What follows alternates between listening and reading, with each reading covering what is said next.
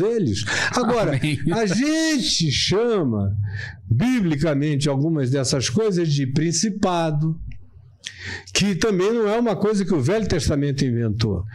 A linguagem de principados apareceu na Pérsia.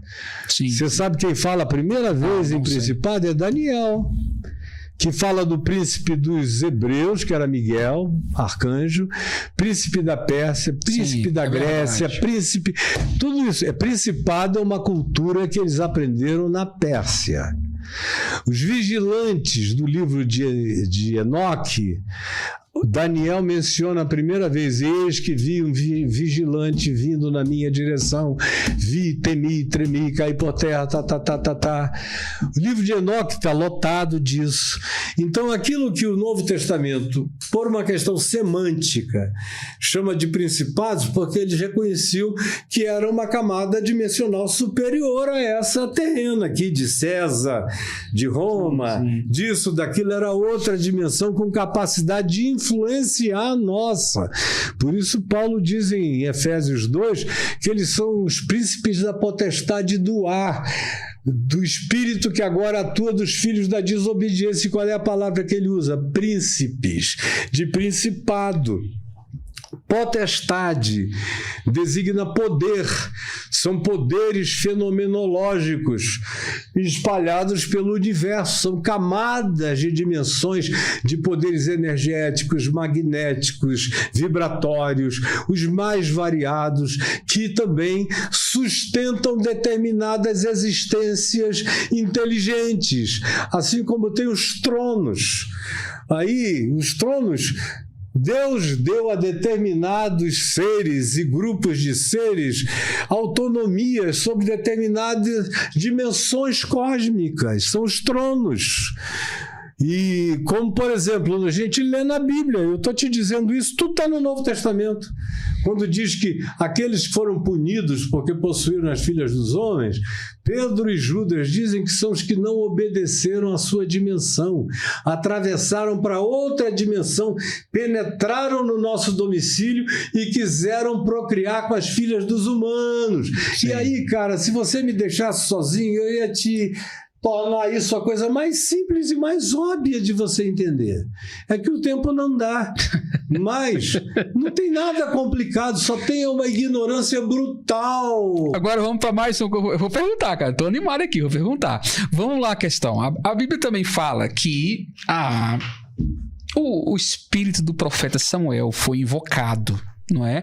E a lei diz que é proibido esse contato com os mortos. Então pode-se ter esse contato com os mortos. Jesus teve um contato, apesar de ser senhor de todas as coisas, com ali Moisés e Elias. Então, pode-se ter o contato com os mortos.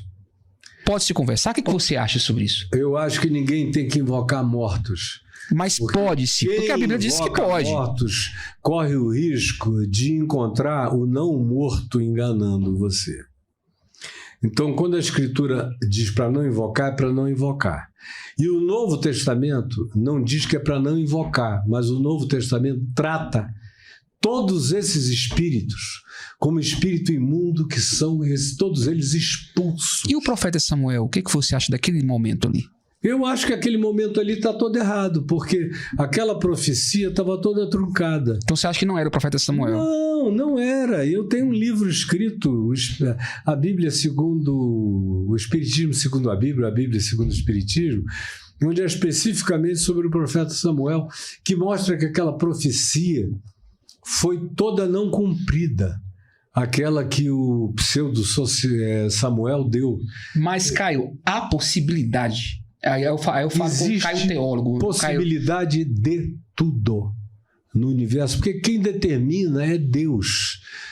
Não é ninguém, não é Você sabe que você está falando, isso aí é muito loucura, né, praticamente. Não é nenhum teólogo que diz, não, isso aqui não pode jamais se manifestar. Você não sabe de nada, não sabe nem o que vai se manifestar na sua glande, se vai nascer uma verruga. Então, por favor, humildade. Sim. Qualquer coisa pode acontecer. Agora, eu tenho dito para os meus amigos espíritas kardecistas, com quem eu tenho um diálogo sempre muito bom, porque eu não vivo brigando com ninguém, meu negócio é na inteligência e na sabedoria. Diferentemente do que o Rodrigo Silva, eu também concordo que genialidade é uma coisa e sabedoria é outra. Deus me deu os dois, genialidade e sabedoria. Sim. Um dia ele vai reconhecer isso com toda a bondade do coração dele. No entanto, o que você enxerga acontecendo para todo lado é uma peremptoriedade que afirma que coisas tais jamais podem se repetir em nenhuma circunstância.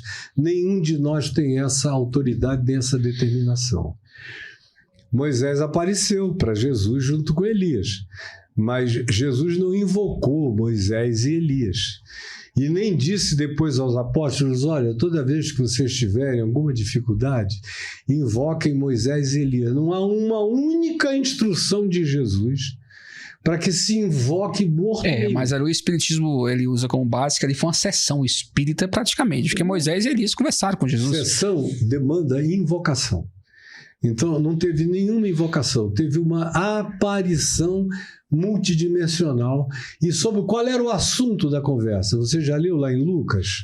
Pode falar, pode repetir. O assunto da conversa era o seguinte, e eles conversavam acerca da partida que Jesus estava para cumprir na cruz em Jerusalém. Sabe qual era o papo de Moisés e Elias com Jesus? A cruz. E como na cruz tudo acabaria, tudo se encerraria. A lei de Moisés, a profecia de Elias. Jesus já tinha dito que a lei e os profetas tinham vigido até João Batista. Daquele tempo em diante se pregava o evangelho do reino de Deus. E a manifestação de Elias e Moisés foi depois de Jesus ter dito isso. E você não vê nenhum apóstolo invocando nenhuma criatura profética. Traga mais um copo de água para nós, por favor. Você vê o judaísmo fazendo isso. Sim. E até o dia de hoje o judaísmo ainda tem um lugar de invocação para Elias no dia de Páscoa. É mesmo? É. Tem muito mais espiritismo do judaísmo do que você sabe. E na Cabala, então, é espiritismo de ponta a ponta, no judaísmo, que os crentes também não sabem de nada. Agora, deixa eu só te dizer uma última coisa a esse respeito.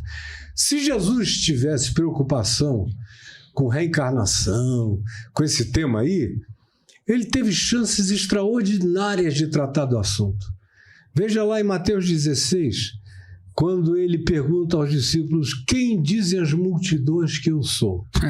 Uns dizem que é Elias, outros dizem que é Moisés. Todas as respostas foram espíritas, kardecistas, sim, reencarnacionistas, sim, com exceção de uma. De Pedro, tu és o Cristo, Filho do Deus vivo. Não foi essa. Não foi essa, não. Não, foi aqueles que disseram que João Batista estava nele. Tinha acabado de morrer.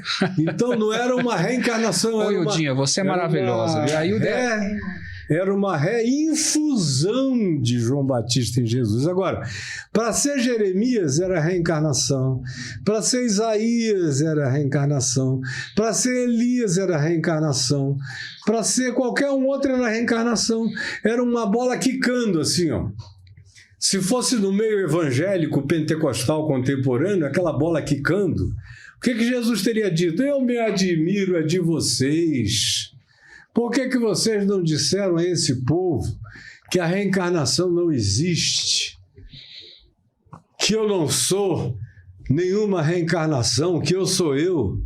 Mas ele passou batido por um tema que 99,9% dos evangélicos não deixariam passar de jeito nenhum por causa da implicância que surgiu com o kardecismo, especialmente depois do pentecostalismo. Então a interpretação de Caio e a reencarnação. Encarnação, Jesus reencarnado. Eu não creio na reencarnação. Reencarnação não salva ninguém.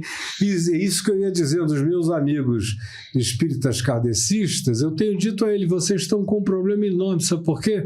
Porque a mecânica quântica desmonta a teoria da reencarnação. A própria mecânica quântica mostra que uma única pessoa pode ter a manifestação da mesma personalidade em alguns momentos da vida sem que isso seja reencarnação, e mais, que uma mesma pessoa pode penetrar no passado, porque passado, presente e futuro são uma coisa só no ambiente quântico. Eles só são, o passado, presente e futuro só são lineares nesse ambiente newtoniano aqui, desse universo linear, que a gente sai daqui e leva milhões de anos para chegar em Andrômeda. Isso é um universozinho básico, onde a gente vive. Mas existem muitos multiversos e outras dimensões universais.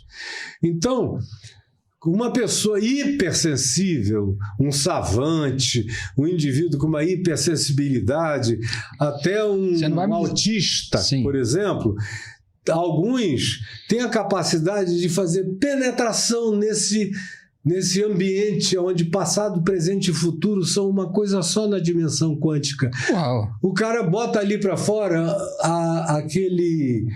aquele aparelhinho do submarino, sonar? Não. Estetoscópio. Telescópio. Ele bota para fora, sim. Ele tem uma visão de alguns segundos, pã, e desce. Aí ele diz o que ele viu. E que coincide com alguma coisa de que alguém viu, mas não necessariamente porque o morto estava ali. Então você não vai dizer que o Caio... Existe um Caio, exemplo, porque existe a teoria dos multiversos, em outro universo, não. Tem muitos multiversos, meu amigo. Então tem muitos Caio em muito lugar, você acredita nisso? Não, eu não necessariamente. Porque existe a teoria. Existe teoria. Tem a teoria de que pode haver até 4 Caios. Exatamente. Então, mas nenhuma delas... Não seria ruim, Caio. Não seria ruim, nem é provado ainda. Isso é provado no ambiente mínimo da partícula subatômica da mecânica quântica, mas no mundo newtoniano ainda não. Então, isso é só dizendo que todo esse assunto, e os próprios kardecistas, por exemplo, gente pensante dos kardecistas como Divaldo Franco, já está largando a história de reencarnação e indo para a mecânica quântica, para tentar entender. É uma quebra de paradigma muito grande para eles, hein? Profunda, porque que pessoas contemporâneas têm informação de coisas que são de outra vida, de outro tempo que elas não viveram. E agora já se sabe, antes a parapsicologia já sabia, agora a mecânica quântica te dá uma fenomenologia que explica isso tudo com uma facilidade enorme. Então, nos próximos 50 anos, o mundo vai mudar. Drasticamente, né? Drasticamente, e os evangélicos não estão preparados nem para as mudanças que estão acontecendo hoje. Caio, e as de hoje eles aguentam. Caio, meu lindo, foi um prazer te receber. Uma honra. Eu espero que tenha sido prazeroso o nosso papo. Foi, com certeza. E que mais na frente eu consiga um espaço em sua agenda para te levar para a TV. Vamos lá no seu programa. É 1 hora apenas, mas a gente está com audiência legal, estamos chegando a quase 2 pontos de audiência. Que bom. Então lá não vai ter muita interrupção, porque lá não é um debate, uma entrevista. Aqui eu gosto de colocar meus pontos, mas vou te falar, aprendi muita coisa hoje. Tomara. Aprendi muita coisa hoje. Infelizmente foi tudo assim muito quebrado, porque eu tenho certeza que quando uma pessoa me ouve com começo, meio e fim sem pressa, ninguém fica Nicodemos, ninguém fica... Não, isso é tudo fragmento, eles veem fragmentos de Caio. Sim. Mas eles não me estudam, eles têm até medo de me compreender e da revolução que isso pode acontecer na vida deles. Por exemplo, só para eu concluir. Sim, não tem tempo aqui não. Tem um grande teólogo reformado aqui, que eu não vou dizer o nome, dos mais respeitados, puritaníssimo. E sabe o que ajuda a curar esses caras? O cara vem puritano, o garoto dele tem... É a fome, viu? É a fome. Viu, cara? Isso aí é a fome. O Jean, ele é conhecido como panda. O Jean, não tem um Braulio lá? Ele é o panda. O panda aqui, quando fica com fome, ele começa a ficar nervoso, sabe? Ele começa a... Então, para esquecer o que ia falar. Não, você falou do teólogo reformador. Então, só para eu não perder. Isso, sim, desculpa, só para rir um pouquinho, descontrair. Tá. Então, o cara tinha filhos pequenos, que foram ficando adolescentes, até que ficaram jovens. Ele ultra puritano, tudo pecado, tudo negativo. Caio é um herege. Moralista violento. Embora ele tenha me adorado quando ele era jovem, ele vivia onde eu estava, ele estava lá, dizia que eu era o maior pregador que ele já tinha ouvido, maior pensador, maior tudo. Aí depois que eu rompi com a instituição, me divorciei do processo religioso e da igreja presbiteriana, aí começaram aquelas raivas, nos deixou. É tudo um monte de amante ferida. Entendeu? Doída, com ciúme. Aí, conclusão. E batendo em mim, né? Batendo em mim, e eu quieto. Deixa bater. O tempo vai tratar desses caras. O tempo. Como esse menino aqui, o Silva. É garoto ainda. O tempo vai cuidar dele. Se você estiver vivo daqui a 40 anos, chama ele para conversar. Para ver o que ele tem para te dizer. Ele é muito menino ainda, não viveu nada. Ele usou a cueca, deixou o fraldão há algum tempo. Sabe nada nem de teologia, nem de vida, nem de história, nem de família, nem de dor humana, nem de luto, nem de perda, nem de miséria, nem de coisa alguma. Aí, pois bem, voltando ao teólogo. Ele está lá no auge, acima de tudo, quando veio uma filha dele, com 20 anos, e disse: ó, pai, eu sinto muito, mas eu sou lésbica. Eu só consigo gostar de menina. Sei que se você quiser pode me expulsar de casa. Aí não demora muito tempo, vem o filho dele mais velho. Pai, você me perdoa. Sei que você odeia gay, mas eu sou gay. E eu não quero. Se você quiser, eu vou embora. O que o cara fez? O que o cara fez? Não imagino, cara. Calou a boca. Calou a boca, porque ele conhece os filhos. Ele sabe que são gente boa. De caráter. De caráter e de Deus, e de fé, e de consciência. Imagina você, se você tivesse uma coceira no furingolingo que ninguém controlasse, cara. Que o teu negócio não fosse pênis. Não fosse mulher gostosa, você não pudesse ver um bigodudo como nosso amigo ali, ó, lindão. O bigode, né, bigode? É estiloso. Ai, meu Deus, que bigode delicioso. Ui! É. E você ficasse aí 15 anos lutando, sai, fecha! E entupindo, e botando ele no motor de pompa. Até que um dia não... Ai, cara! Até que um dia... É sensacional, cara. Até que um dia não aguentou e deu uma ré no kibe. Ai! Aí eu queria ver como é que você ia tratar a sua questão. Você sincero, você que ama Jesus, você que não tem a menor dúvida do que ele fez na cruz por você. Tudo isso. Agora tem um problema enorme, porque o teu Deus, segundo os evangélicos, não se relaciona com ninguém que tenha prazer no ânus. Porque é um Deus que não é uma trindade, é uma tríade. Que funciona entre o ânus, que é o principal agente da divindade, é o ânus. Se pecar contra o ânus, está perdido. O ânus, a pepeca e o pênis. Essa é a trindade. A tríade, né? A tríade. Com algumas regulamentações. Tem misericórdia de nós. Pode entrar na manga que tem esse formato aqui, desde que você seja um hétero puro. E depois de casamento. Porque se for antes do casamento, você também já está em pecado com o teu Deus. É um negócio danado, mas o mundo inteiro, ele criou todos os universos, mas reduziu tudo ao ânus, à pepeca e ao pênis.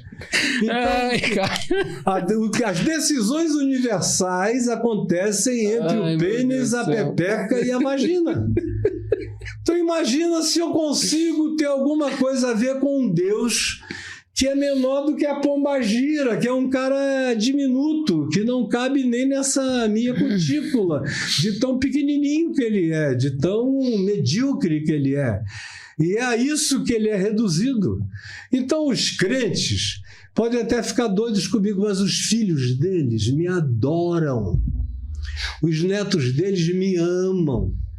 O que tem de ateu se convertendo comigo é para todo lado. Agnóstico se tornando cristão para todo lado. Gente que me diz, eu nunca entraria numa igreja, pessoas famosas no Brasil inteiro. Eu vi você com a Xuxa lá. Sim, Xuxa é uma delas. E tem um monte de outros famosíssimos, não tanto quanto ela, porque ela é a mais famosa de todos, mas do mesmo naipe.